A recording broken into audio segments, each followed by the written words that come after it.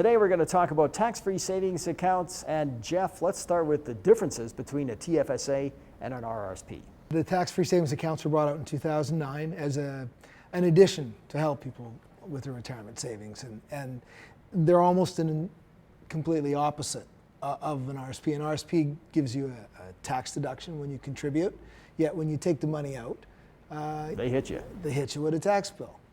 The TFSA, you get no credit for depositing your money, but any gains or interest or dividends that you earn in there are completely tax-free, and you can take the money out. When you take the money out, you're able to put it back in, unlike an RRSP that once the room is used up, it's gone. If you hit on a great stock, it's great, isn't it? I mean, but on the other hand, I bought one of those penny stocks and it didn't happen, so I lose out on the capital loss, right? Yeah, you didn't get a tax loss savings. You know, I just wanted to add to what Jeff said with regards to the difference between the TFSA and the RRSP, especially you know, when you're drawing the money out with a RIF.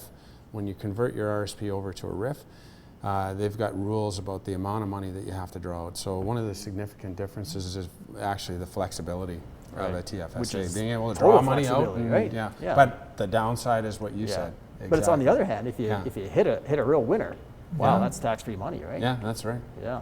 Let's talk about the strategies then. I guess what would you sort of recommend? And would it depend on a person's age and that kind of thing, or? There's a lot of different strategies. A lot of people use them for just emergency funds because they are flexible. You can draw money out at any point in time, or maybe you want to purchase a house or something to that effect. So that would be one strategy. Another one is what we call a meltdown, RIF meltdown. And a lot of retirees are doing that, right? That's right. Draw their money out of their RIF, but you have to be cautious with that because it can impact other things like your OAS and all those sorts of things. But people do that so that they can put it into their tax-free savings account, and it feeds into their estate plan because it becomes a tax-free benefit. That's fair enough because the money's already been taxed anyways. Yeah. Jeff, what about the changes? I mean, the government introduced a bigger limit this year, and it's immediate, isn't it? Yes, as of January 1st. When they first came out, it was a fixed amount, $5,000, and that was indexed to inflation.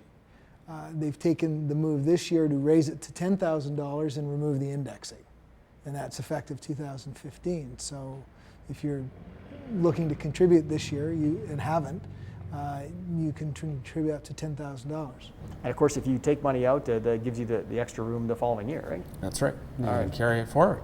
All right, guys, the TFSA is a great tool. Now, where do we find you guys on the World Wide Web? Yourlifeyourplan.ca.